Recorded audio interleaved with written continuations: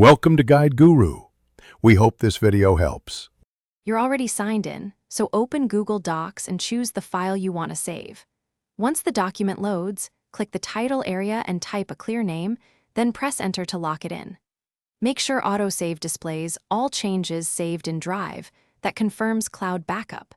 If you need offline access, enable offline in Drive settings now, because that guarantees edits save locally and sync later.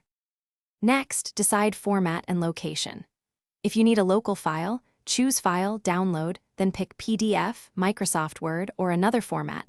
That creates a copy on your device. If you want a duplicated version in Drive, choose File, make a copy, then move it into the right folder. For organization, click the folder icon next to the title to move the live document into a team or project folder so everyone finds it where expected. Finish by confirming saving. Look for all changes saved in Drive at the top, then open Google Drive to verify the file appears in the chosen folder. If you need to revert, use File, Version History, see Version History, name or restore a prior version.